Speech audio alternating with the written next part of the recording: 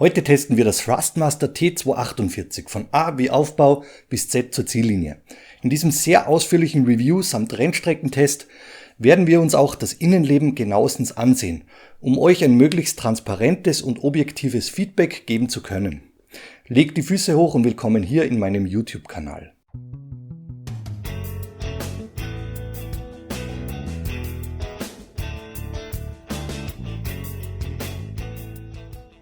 Zu Beginn wie gewohnt der Disclaimer. Ich habe dieses Lenkrad selbst gekauft. Es gibt klarerweise keine Auflagen oder Vorgaben für dieses Review, doch nun kann's losgehen. Kapitel Nummer 1: Preis und der Lieferumfang. Das Thrustmaster T248 ist über die Homepage des Anbieters um 349,99 € oder diverse Reseller bestellbar. Im Lieferumfang enthalten ist das Lenkrad, welches fix mit der T248 Lenkradbasis, sprich Wheelbase, verschraubt ist.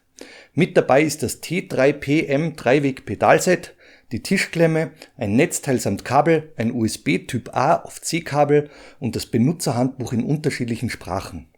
Die Ware ist sehr sauber in einer Retail-Verpackung verstaut und wird mit einem Überkarton geliefert.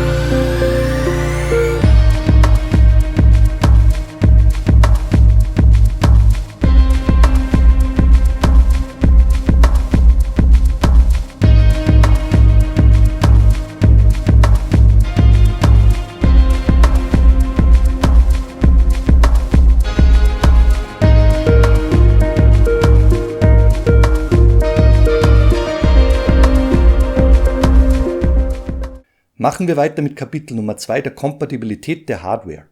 Die T248 Lenkradbasis kann mittels Tischklemme fixiert werden. Alternativ unterseitig mit 2 M6 Gewindebohrungen ist die Befestigung an einem Rig oder Wheelstand möglich. Das übliche Thrustmaster Lochbild sollte bei jedem Hersteller von Rigs oder Wheelstands vorhanden sein. Bei den Pedalen ist die Montage über 5 M6 Gewindelöcher möglich. Weiter geht's mit Kapitel Nummer 3, die Kompatibilität der Plattform und Software. Das T248 ist mit dem PC und der PlayStation 4 bzw. 5 kompatibel, wenn die entsprechenden Anwendungen, sprich Spiele, den Support mitbringen. Über das Display können diverse Telemetriedaten angezeigt werden, der Spielesupport ist derzeit aber noch recht überschaubar. Unterstützt wird das Display zum Beispiel mit dem aktuellen F1 2021, auf der PlayStation mit Gran Turismo bleibt dies derzeit aber ohne Funktion. Weiter geht's mit Kapitel Nummer 4, die Einstellungsmöglichkeiten am Lenkrad. Dies zeige ich euch am besten live am Rig, damit ihr wisst, wie dies vonstatten geht und was alles möglich ist oder nicht. Kommen wir zu den Möglichkeiten mit dem Display. Ihr drückt hier auf den Mode-Button.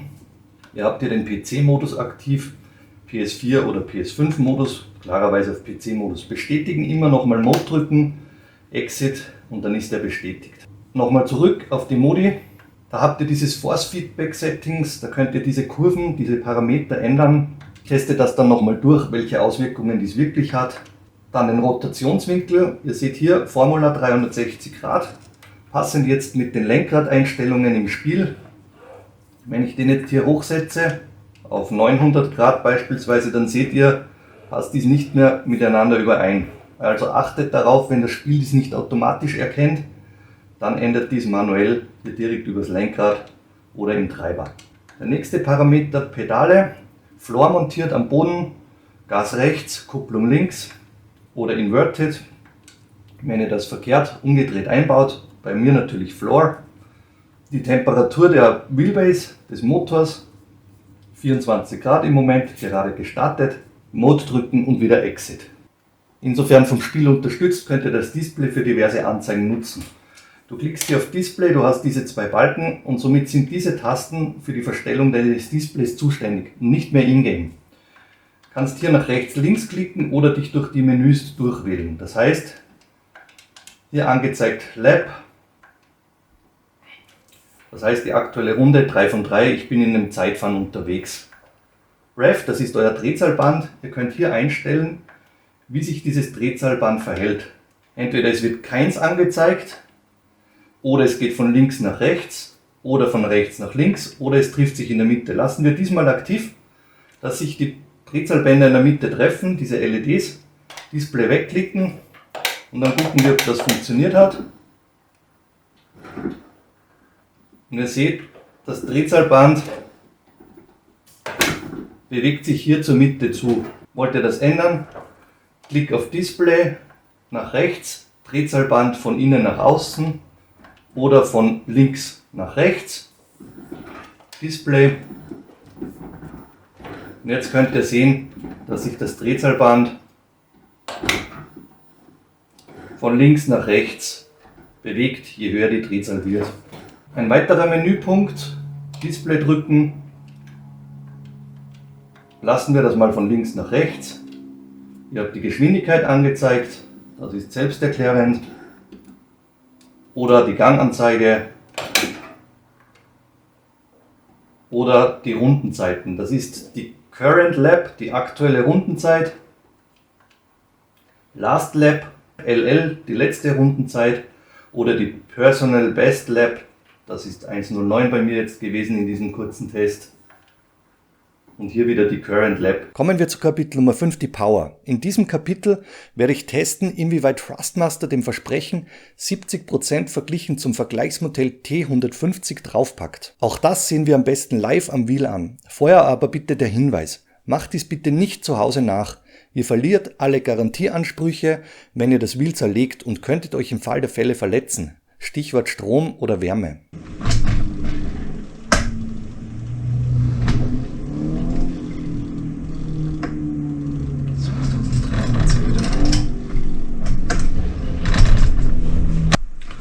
Okay, wir haben hier im Belastungstest 2350 Gramm ungefähr gesehen. Ich werte die Bilder im Anschluss nochmal aus. Wir berechnen uns dann über den Hebelweg zur Achse der Mitte des Lenkrads das Drehmoment, das über die Achse dann an eurem Lenkrad ankommen sollte. Messen wir uns von dem Angriffspunkt des Hebels zur Mittelachse aus. Ich habe eine Distanz von 15 cm, das sind 0,15 Meter. Wir haben ungefähr 2350 Gramm Peak ermittelt, das ist das Spitzendrehmoment. Und ihr könnt hier sehen am Bildschirm bei 2350 Gramm, das entspricht 23 Newton, das Ganze multipliziert mit 0,15. Da kommen wir auf ein Drehmoment an der Achse von 3,5 Newtonmeter. Das ist deutlich spürbarer als beim T150. Thrustmaster verspricht ein um 70% stärkeres Drehmoment. Das könnte rein rechnerisch hinkommen. Schauen wir mal. Beim T150 habe ich ungefähr 2,2 Newtonmeter ermittelt. Das Ganze jetzt mal 1,7. Und ich komme hier auf 3,7 Newtonmeter. Gut, 3,5 haben wir rausgemessen. Das mit den 70% mögen es 60% sein. Aber hier kommt Thrustmaster an diese Werksangabe, an dieses Werbeversprechen ran. Das Drehmoment am T248 ist deutlich spürbarer als bei einem T150.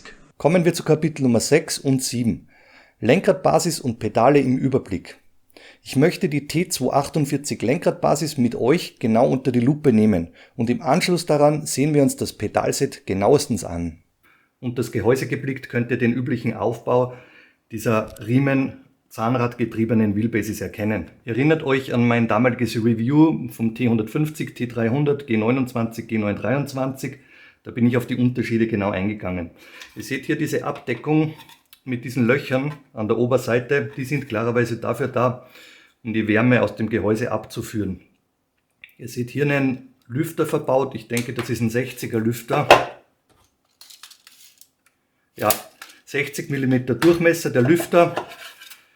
Und hier an den Verstrebungen seht ihr, die Luft, die wird von unten angesaugt, hier von unten und wird dann oberhalb hier nach oben durch diese oder in dem Fall Entlüftungslöcher aus dem Gehäuse befördert.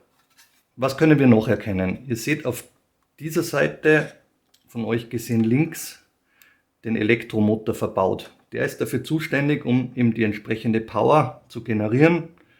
Ein kompakter Elektromotor, ich weiß jetzt die Dimension nicht mehr genau, vielleicht etwas größer, etwas kräftiger als beim T150. Und oberhalb des Motors, das seht ihr, schwierig auf die Cam zu bekommen. Das seht ihr, wenn ihr hier in dieses Eck hier reinguckt. Hier, wenn ich hier drehe, seht ihr diesen Riemen. Ich hoffe, den könnt ihr gut erkennen. Schwierig hier Licht reinzubekommen. Ich möchte das Ding nicht komplett zerlegen, weil ich ja noch einige Testrunden für euch drehen möchte.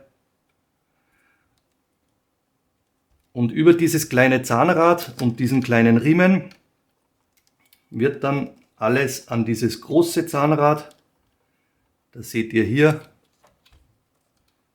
übertragen. Das war der ganze Zauber. Das nennt eben Thrustmaster mit dem Modeschlagwort Hybridantrieb. Das ist nichts anderes als ein Zahnradantrieb gepaart mit einem Riemen. So gesehen nichts Neues, gleicher Aufbau im Prinzip wie beim Thrustmaster T150, T300 und bei allen anderen Thrustmaster Wheelbases. Was gibt es noch zu sagen? Die ganze Verkabelung, die läuft hier über so ein dehnbares, gewickeltes Spiralkabel, geht hier durch die Achse, ist eine Hohlachse hier durch und vor zum Lenkrad, um klarerweise die ganze Elektronik hier an das Display zu bringen, beziehungsweise Buttons und so weiter dann über USB eben an eure Konsole, an euren PC zu übermitteln. Dann hier auf der rechten Seite seht ihr die Platine, die klarerweise verbunden ist mit dem Elektromotor. Ihr seht dieses kleine Kabel hier, ebenso verbunden mit der Platine, über diesen Molex-Stecker verbunden, hier rauf das Kabel direkt, um den Lüfter anzusteuern. Aus Metall, das könnt ihr hier sehen, das ist der Rig Mount, die wurden hier ins Gehäuse eingeschraubt, ein Gewinde hier eingelassen und von unten kommen hier die M6 Schrauben durch, um die Base mit eurem Rig oder sonst wie zu verbinden. Kunststoff-Halbschalen sind relativ ordentlich verschraubt, das könnt ihr hier sehen. Ihr habt hier diese Halbschale, die eben aufgesetzt wird, um ins Gehäuseinnere Leben zu kommen, beziehungsweise dieses zu schützen. Und ihr seht hier diese eingelassenen Gewinde in diesen Spritzgussteilen. Einmal, zweimal, dreimal, viermal frontseitig. Das sind diese 4 Schrauben von der Vorderseite. An der Unterseite diese 6-eckigen Freistellungen, die sind fake, da ist nichts drinnen. Und dann seht ihr die Verschraubung noch innenseitig 1, 2. Das sind diese beiden Schrauben. Und nochmal 1, 2, das ist außenseitig hier verschraubt von unten, um dieses Ding festzuklemmen. Der Einsatz für diese Verschraubung eben ist wieder ein separates Teil, das wiederum mit diesem Spritzgussteil hier und hier verbunden ist. Auf der Seite analog, zweimal verschraubt, um das ganze Gehäuse dann aufnehmen zu können. Für euch noch wichtig, über die Platine, klarerweise von vorne betrachtet auf der linken Seite, unterseitig die Anschlüsse, die dann eben direkt in die Platine reingehen. Wir werden das Ding jetzt mal offen lassen. Ich stecke das kurz an, drehe ein paar Testrunden und wir werden gucken, wann der Lüfter anspringt. Ihr könnt das jetzt sehen, bei einer Temperatur von 46 Grad, wird mir hier angezeigt, 47 Grad, schaltet sich der Lüfter ein. Ich gehe mal noch näher ran, dass ihr das besser sehen könnt. Hier dreht jetzt dieser kleine 60 mm Lüfter. Und wie ihr hören könnt, der säuselt sehr leise vor sich hin. Ihr habt hier kein störendes Lüftergeräusch. Wenn wir auf diese Seite hier gucken,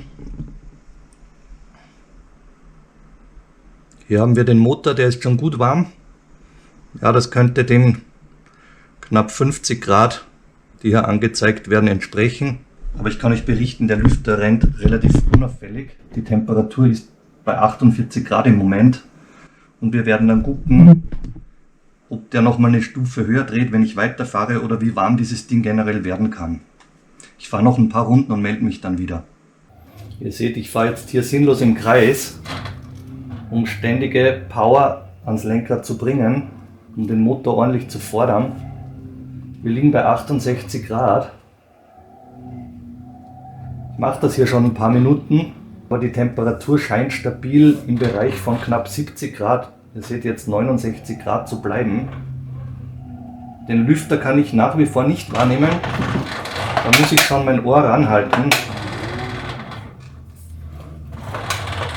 Und ihr seht hier bei Force-Feedback-Effekten, durchdrehenden Rädern, blockierenden Rädern, da wird dieses ganze Konstrukt relativ laut hörbar. Ihr habt so ein Rappeln in der Kiste.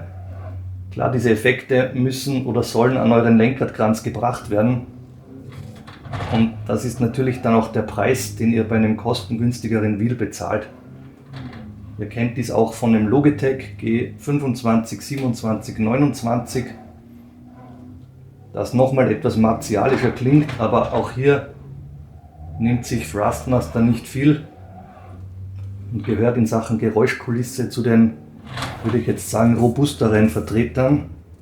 Die Frage ist immer, wie ihr unterwegs sein wollt. Ich habe hier relativ raue Settings eingestellt, lasse diese Effekte hier über Assetto Corsa zu.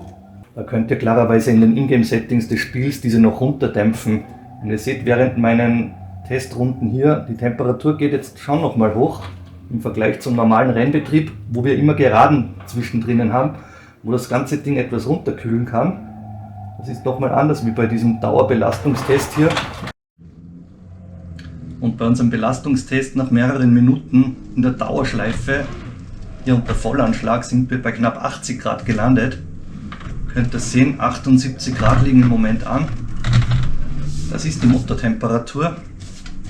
Ihr solltet dies sowieso nie zu Hause nachmachen, aber ich kann euch jetzt versprechen, hier 79 Grad, wenn ihr jetzt an das Motorgehäuse fasst, dann solltet ihr das nur sehr kurz tun, sonst könnt ihr euch verbrennen. Ich stelle die Kamera mal kurz um. Und hier haben wir auf jeden Fall an die 80 Grad anliegen. Wenn ihr hier länger hingreifen würdet, dann hättet ihr eine Brandblase. Der Lenkraddurchmesser 28 cm. Ihr seht einen Lenkradkranz hier an der breiten Seite um die 35 und quasi eine Tiefe von 26 mm. Der Anstellwinkel über die Wheelbase, ihr seht das hier über das Gehäuse und die schräg aus dem Gehäuse nach oben hinauslaufende Achse. Da haben wir jetzt einen Anstellwinkel von um die 20 Grad des Lenkrads. Lasst uns das mal nachvollziehen, ob das ungefähr hinkommt. Ihr seht, hier sind wir ja bei um die 20 Grad Anstellwinkel über das Gehäuse, die das T248 mitbringt. Das Komplettpaket ist relativ leicht. Hier die Wheelbase samt aufgesteckten Lenkrad sind wir bei 2,24 Kilogramm. Das heißt unter 2,5 Kilogramm. Leicht ist dieses Ding. Also ein extremes Leichtgewicht, das Thrustmaster hier entwickelt hat. Wie sieht es mit den verbauten Materialien aus? Ihr habt eine komplette Kunststoffkonstruktion des Gehäuses. Diese Schaltwippen aus Metall, das ist in meinen Augen Aluminium. Ja, das ist nicht magnetisch, Aluminium verbaut. Lasst uns über die Auslösekraft sprechen. Die lösen relativ leicht aus. Sind Magnetikshifter verbaut.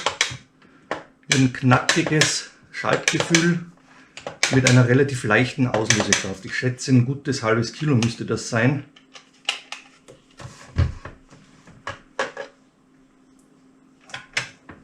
Ja, ich hoffe, ihr könnt das gut sehen.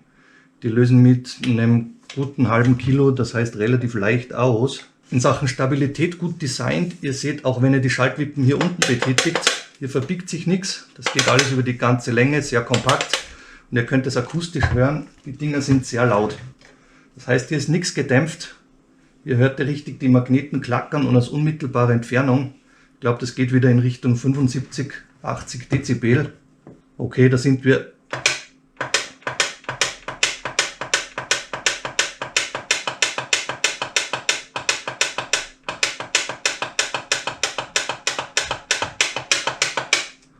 Da sind wir über 80 Dezibel gelandet. Das ist eine Lautstärke, die störend in einem Raum ist, wenn jemand neben dir in Ruhe Fernsehen gucken möchte oder andere Dinge erledigen will.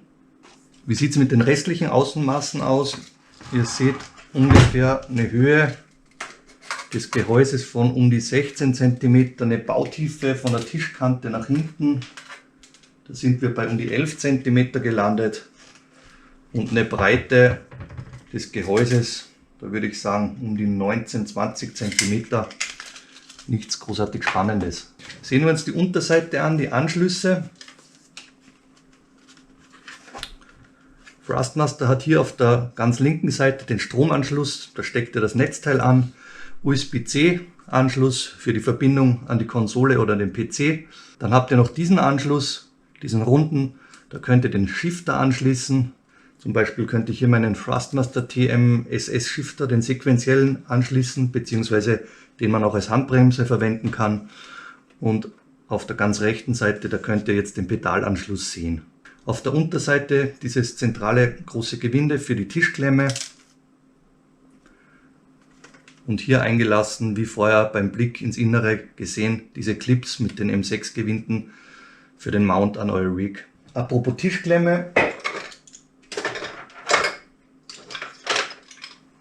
Dieses Ding kommt euch bekannt vor aus meinen letzten Review zum Thrustmaster TGT.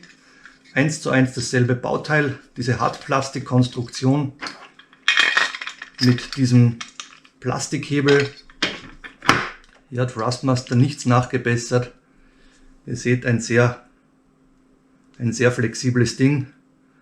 Und wenn ihr auf die Tischklemme im Alltag angewiesen seid, passt bitte auf dieses Ding auf, sonst habt ihr dies sofort in 2 Hälften. Lasst uns einen Blick auf die Tastenbelegung werfen. Ihr habt dieses übliche Schema, das ihr von eurem Controller der Konsole kennt. Das T248, ein PlayStation zertifiziertes Produkt.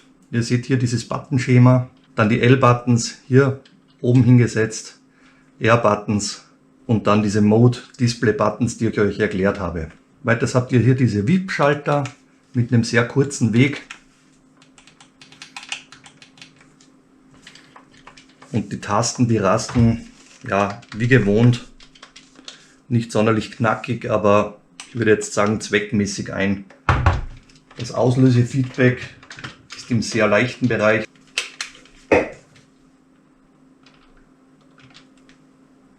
Ja, um die 400 Gramm Auslösefeedback. Aber hier gibt es nichts Sonderliches zu berichten. Das ist der allübliche Standard, an den sich auch Thrustmaster mit dem T248 orientiert. Und der Lenkradkranz, dieses zweigeteilte Design, wird außen ein Glattleder-Lenkradkranz und ab der Mitte innenseitig, dies ist alles Kunststoff. Genauso wie diese Applikation in Silber. Dieses Logo hat keine Funktion und ihr habt hier ein Display verbaut. Wie bereits erwähnt, sehr einfaches Display mit einer Breite von um die 5,5 cm. Und der Ordnung halber noch die Schaltwicken. Es gibt so einen Schaltweg, das könnt ihr hier relativ gut sehen. Ihr habt einen Schaltweg von um die 6 mm bis zur Schaltauslösung. Unterseitig noch eine gute Lösung von Thrustmaster. Ihr könnt hier sauber die Kabel verlegen. Die werden dann hier, ich zeige euch das nochmal kurz, beispielsweise das USB-C-Kabel angeschlossen.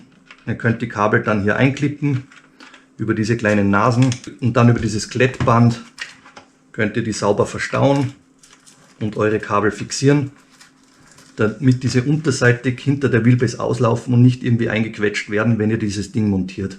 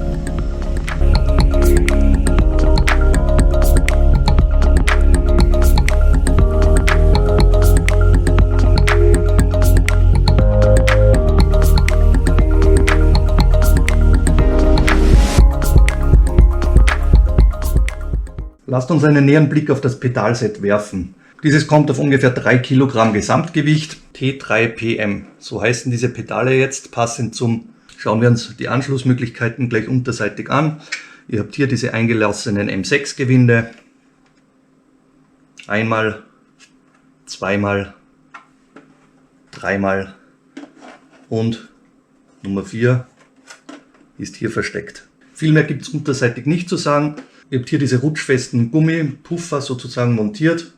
Einmal in rund und vorderseitig in eckig, damit ihr, wenn ihr diese am Boden betreibt, diese Dinger nicht so leicht wegrutschen.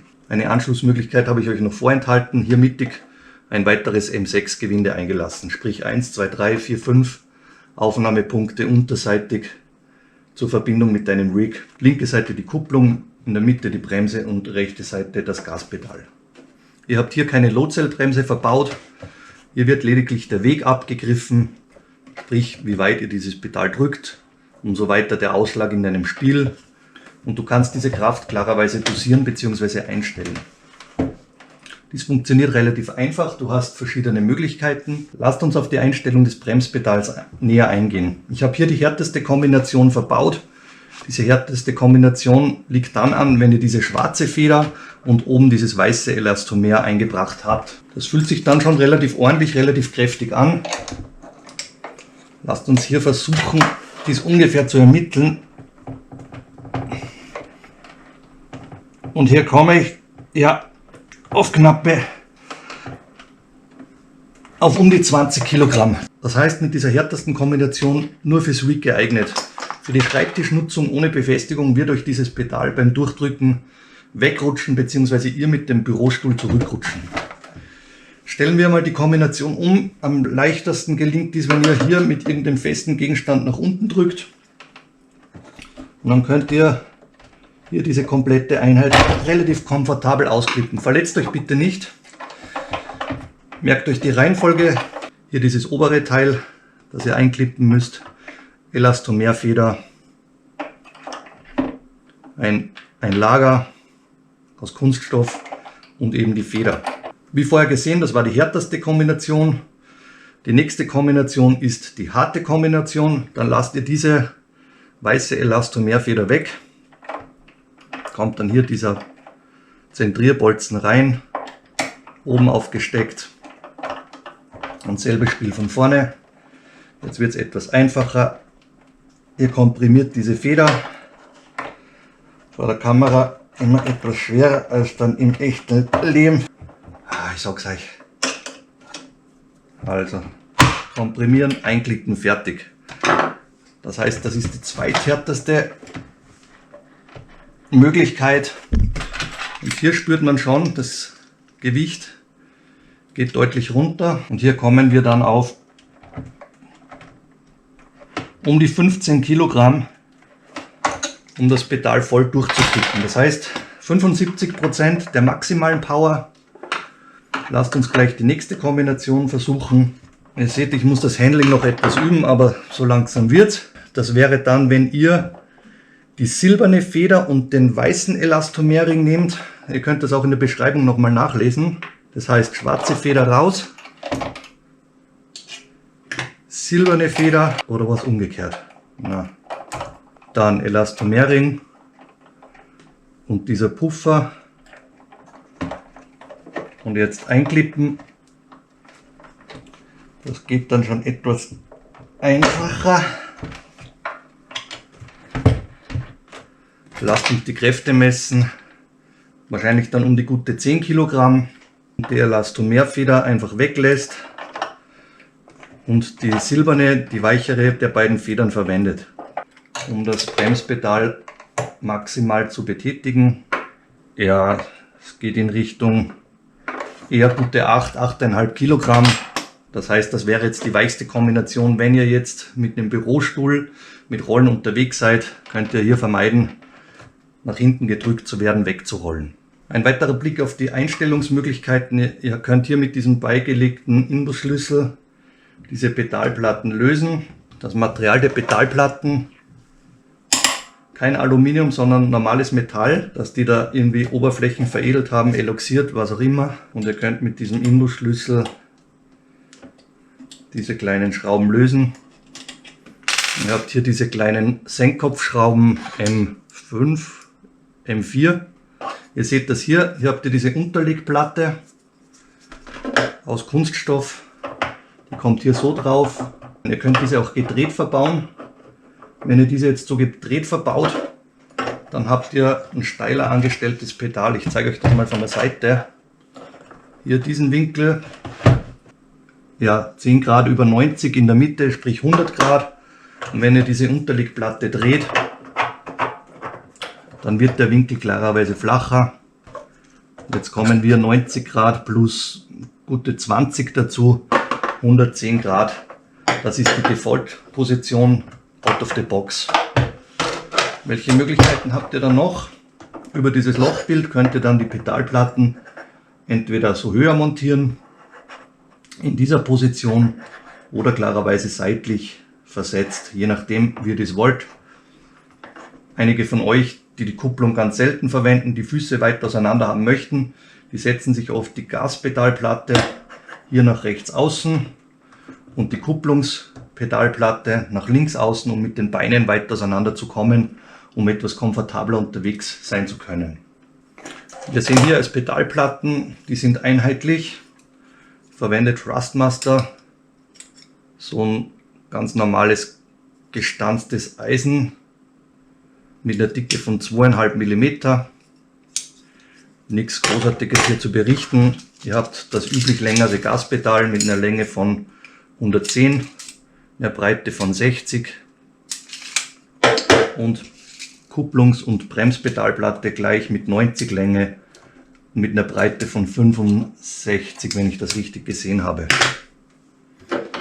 Kommen wir zur weiteren Verarbeitung. Dieses wie heißt dieses Ding? T3PM Pedalsets. Hier hat der Kabelausgang fixe Verkabelung. Ihr habt hier so einen kleinen Kabelkanal, über den ihr das Kabel hier seitlich hinauslaufen lassen könnt, ohne dieses zu quetschen bei der Montage. Alles andere dieses Pedalsets ist im Prinzip Kunststoff.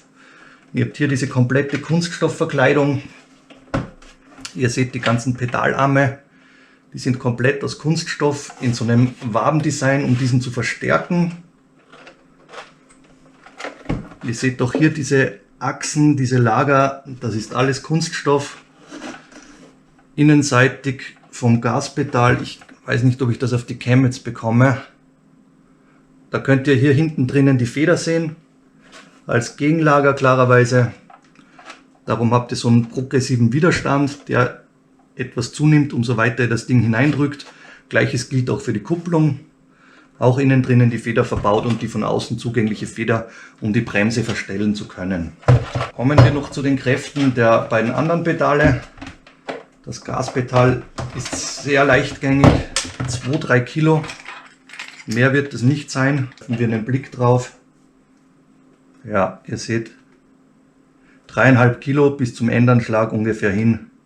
In der Ausgangslage bis dann 3,5 Kilogramm progressiver Widerstand. Also ein leicht zu bedienbares Gaspedal, eigentlich ganz gut zu dosieren. Die Kupplung, eine etwas kräftigere Feder verbaut. Ich glaube, wir hatten jetzt 5-6 Kilogramm gegen Endanschlag hin. Zu den weiteren Abmaßen noch, dann sind wir schon fertig hier. Ihr habt Außenmaße, eine Breite von 3,35, eine Tiefe von 3,80 und eine Höhe, wenn ihr die Pedalplatten so montiert habt, von um die 210 mm. Der Abstand in der Default-Position der Pedalplatten, der beträgt hier 55 mm ungefähr. Und gleiches normalerweise auch zum Gaspedal hin. Ja, 55 mm und dann variabel. Ihr könnt dann je Lochreihe ungefähr 13 mm noch auseinanderrutschen, sprich hier 13 mm, nochmal 13 mm, dann könnt ihr 26 mm im Pedalabstand nochmal dazu gewinnen, wenn ihr das möchtet, oder zusammenrücken.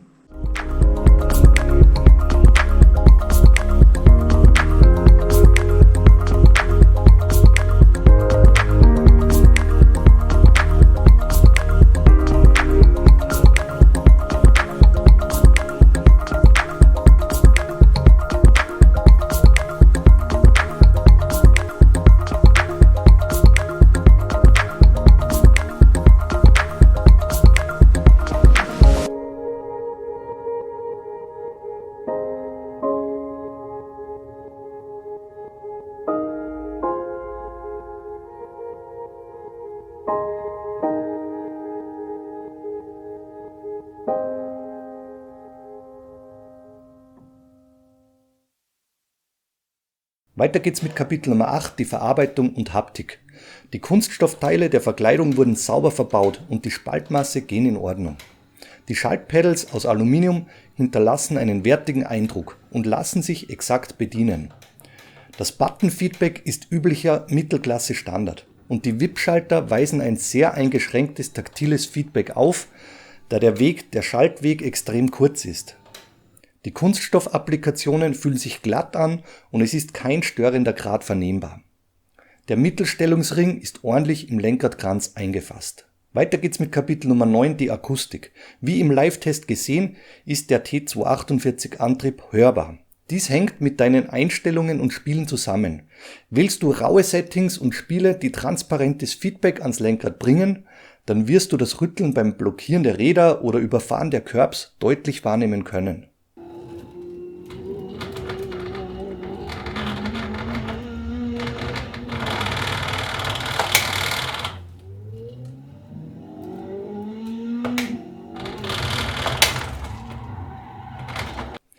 Das Gehäuse aus dünnem Kunststoff bildet einen Resonanzkörper, der die Geräusche fast ungefiltert nach außen dringen lässt, und das hörst du eben. In Spielen mit gedämpften Effekten bleibt die Geräuschkulisse unaufgeregter und das laute Klicken der Schaltmechanik dringt dann in den Vordergrund. Der Lüfter selbst bleibt auch unter Dauerlast und von mir auf bis zu 80 Grad hochgetriebener Motortemperatur unauffällig. Machen wir weiter mit Kapitel Nummer 10, die Optik. Es ist wie immer ein subjektives Kapitel, bei dem Thrustmaster in meinen Augen einen guten Job abgeliefert hat. Die geteilte Optik des Lenkradkranzes durch die unterschiedlichen Materialien sieht aber in meinen Augen etwas gewöhnungsbedürftig aus. Das Lenkrad wirkt mit den 17 Buttons und 2 VIP-Schaltern üppig beladen aus. Das Thrustmaster-Logo in der Mitte des Lenkrads wurde glücklicherweise etwas dezenter gewählt, verglichen mit dem erst kürzlich von mir reviewten TGD2 Wheel. Der Blick von vorne lässt die Schaltwippen aus Aluminium dezent im Hintergrund erkennen und wirkt sehr aufgeräumt. Seitlich und von oben betrachtet wirkt die T248 Lenkradbasis sehr kompakt, fast schon zierlich. Bei den Pedalen dominiert der Kunststofflook, mit Ausnahme der schön gestalteten Pedalplatten. Der Thrustmaster-Schriftzug an der Front der Pedale und seitlich an der Wheelbase wirkt dezent und gut platziert. Kommen wir zu Kapitel Nummer 11, das ist die Software. Ladet euch den Thrustmaster-Treiber von der Homepage herunter und nach dem Anschließen empfehle ich immer, den Update-Button zu betätigen. Der Update-Vorgang selbst geht dann vollautomatisch und problemlos vonstatten. Beachtet immer bei der Wahl des Betriebsmodus, ob ihr auf der Konsole oder am PC unterwegs seid. Wie ihr diesen ändern könnt, das haben wir vorher besprochen. Im Thrustmaster-Treiber ist die Force Feedback Power immer auf 75% voreingestellt. Ich empfehle diesen Wert auf 100% hochzusetzen. Wenn euch dies dann zu kräftig erscheint, dann regelt die Power am besten in eurer Anwendung, sprich in eurem Spiel herunter. Und so kommen wir zu unserem Hauptkapitel, Kapitel Nummer 12, das ist die Rennstrecke. Beim Rennstreckentest einer Wheelbase kommen bei mir immer bekannte Rennstrecken und Fahrzeugklassen aus Assetto Corsa und R-Factor 2 zum Einsatz und ebenso habe ich einige Runden mit Formula 1 2020-21 gedreht. In Sachen Konsole war ich auf meiner PS4 Pro mit F1 2020 und Gran Turismo unterwegs. In diesem Test bin ich am PC via HP Reverb VR unterwegs. Das T248 ist an einem RSeed P1 Rig verbaut und die Motion wird von Simrig SR2 umgesetzt. Als Sitz verwende ich in diesem Review einen RSeed Alcantara und als Shifter verwende ich den Fanatec Shifter, die Fanatec Handbremse und sequenziell bin ich mit einem Aiolox Shifter unterwegs.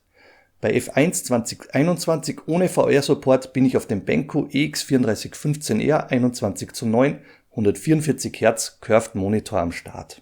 Testszenario Nummer 1, das ist R-Factor 2 auf einem Oreca LMP, die Strecke Bridgehampton. Der Fokus liegt hierbei auf der brüchigen Streckenbeschaffenheit und dem Grenzbereich. In den Hochgeschwindigkeitskurven nach Startziel baut sich das Force-Feedback des T248 leicht vernehmbar auf. Der Peak, das Spitzendrehmoment, ist am Anschlag aber eher schwach rauszuspüren. Der schmale Grenzbereich des Oreca erfordert superschnelle Lenkkorrekturen. Und hier provoziere ich das Untersteuern und Übersteuern absichtlich, um den Grenzbereich zwischen Haft- und Gleitreibung auszuloten. Dieser ist sehr schwach ausgeprägt. Hier gilt es genau reinzufühlen, um den Haftungsabriss rauszuspüren, und eben diese Grenzbereiche auszuloten. Der Übergang, wenn du von der Strecke zurück auf den Asphalt fährst, der gelingt im Lenkrad smooth, aber das T248 ist dabei deutlich hörbar. Testszenario Nummer 2, R-Factor 2 McLaren 650 GT3, die Strecke Bathurst in Australien. Hier konzentriere ich mich auf das Reifenmodell und Verhalten beim starken Anbremsen nach den Highspeed-Geraden. Die teilweise wellige Bodenbeschaffenheit, die ist spürbar, aber durch das begrenzt zur Verfügung stehende Drehmoment von 3,5 Newtonmeter ist dies eher schwach spürbar. Am Plateau oben über die Kuppe rechts ist das Leichtwerden des Fahrzeugs merkbar, das Feedback gibt das relativ gut wieder. Beim harten Anbremsen wird das ABS-Ruckeln deutlich hörbar wiedergegeben. Weiter geht's mit Testszenario Nummer 3, Assetto Corsa Ferrari 488 GT3, die Strecke, das ist Highlands in Schottland. Bei diesem Szenario kümmere ich mich überwiegend um die schnellen Kurven, wie sich das Force-Feedback aufbaut und wie fühlt es sich dann bei hohem Grip und Downforce an und wie lässt es dann in den Rutschphasen nach. Weiters ist im Start-Zielbereich ein Kopfsteinpflaster verbaut. Diesbezüglich ist in Sachen Bodenbeschaffenheit kaum ein Unterschied zur glatten Piste vernehmbar. Den Übergang in den schnellen Kurven von Haft zu Gleitreibung, den gibt das T248 im schmalen Grenzbereich von bis zu 3,5 Newtonmeter wieder, lässt hierbei aber keinen großen Spielraum zu. Testszenario Nummer 4. Zum Abschluss am PC immer meine Königsdisziplin. Das ist Assetto Corsa auf der Nordschleife Porsche RSR 2017. Hier ist dann eben alles gefragt und die Nordschleife deckt jedes Wheel, jede Wheelbase auf. Gleich im Geschlängel nach Start und Ziel konzentriere ich mich auf die Curbs und das Fahrverhalten.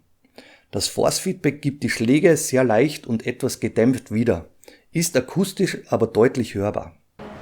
Die schnelle Linkskurve nach dem Schwedenkreuz simuliert den hohen Downforce, der mit 3,5 Newtonmeter maximal nur leicht vernehmbar ist.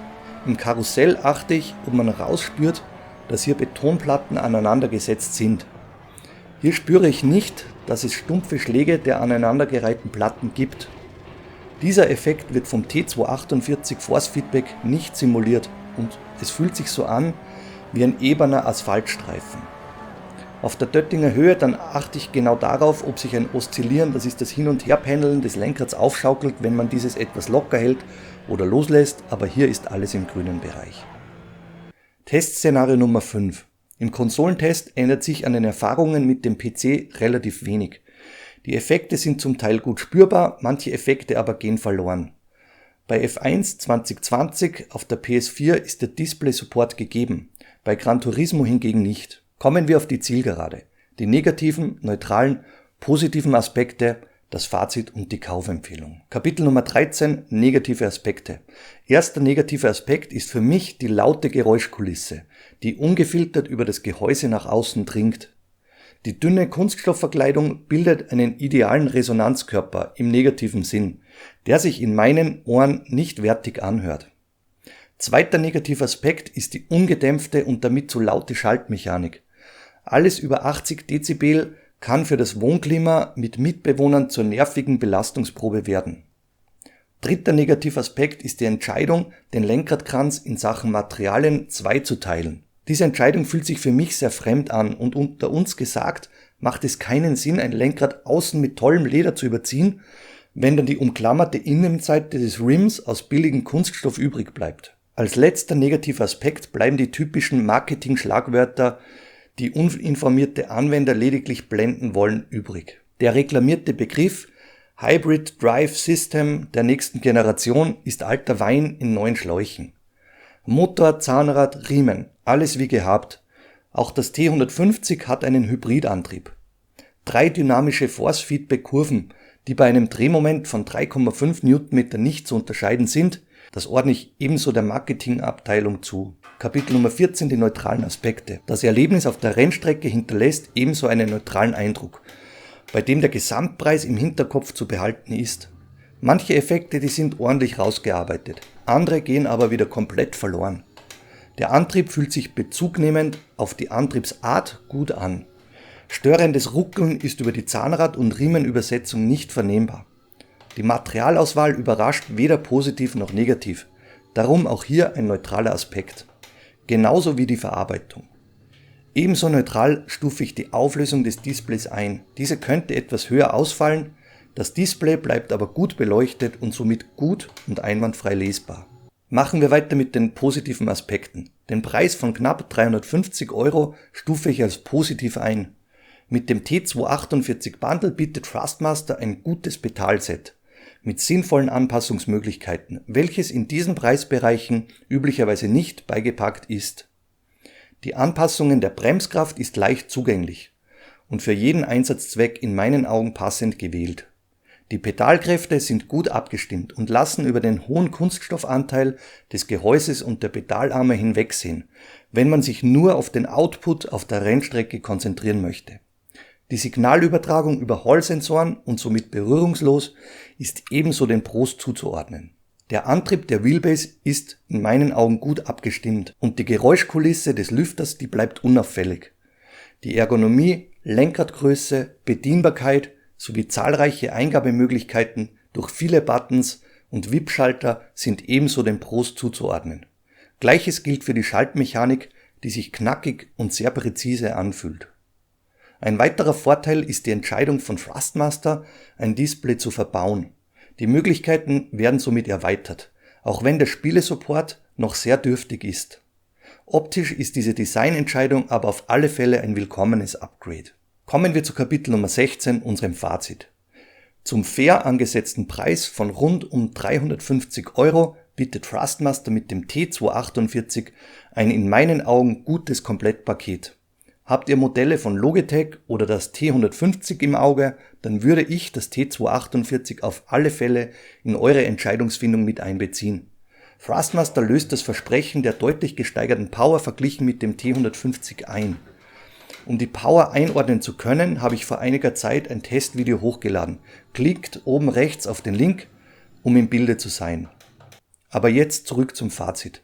Bedenkt bei der Anschaffung, dass das T248 keinen Lenkradwechsel vorsieht. Somit entfällt die Möglichkeit, andere Lenkradaufsätze wie beispielsweise Formula Wheels zu nutzen. Behaltet aber auf alle Fälle die Geräuschkulisse im Hinterkopf. Bei lautem Spielesound oder Kopfhörerbetrieb werdet ihr damit zurechtkommen. Dies muss aber nicht unbedingt für deine Mitbewohner gelten. In Sachen Haptik und Force-Feedback-Verhalten dürft ihr euch keine Wunderdinge erwarten, das muss euch bewusst sein. Diese Aspekte sind aber in diesem Preisbereich entsprechend und somit in meinen Augen in Ordnung. Bedenkt die negativen Aspekte, die ich ebenso ausführlich erwähnt habe, aber das soll es nun gewesen sein mit dem sehr ausführlichen Review zum T248. Und lasst mich bitte in den Kommentaren wissen, was ihr von diesem Review und dem T248 haltet. Vor dem Ausblick würde ich mich über einen Like und ein Abo freuen und wenn du mich unterstützen willst, dann findest du alles dazu unterhalb dieses Videos in der Videobeschreibung. Kommen wir zu einem spannenden Ausblick. Weiter geht's mit einem Review des Fanatec Clubsport Formula 2.5 X-Wheels und Speedy Rugs hat einen neuen Teppich mit einer Breite von 90 cm, den ihr in diesem Review auch schon sehen könnt im Programm. An weiteren spannenden Projekten bin ich auch dran und bald sollte es mal wieder ein Shifter-Review geben und eventuell ein neues Lenkrad. Vielen Dank fürs Dabeisein, es macht wie immer Spaß mit und für euch zu reviewen. Ich freue mich bis zum nächsten Mal. Euer Ron.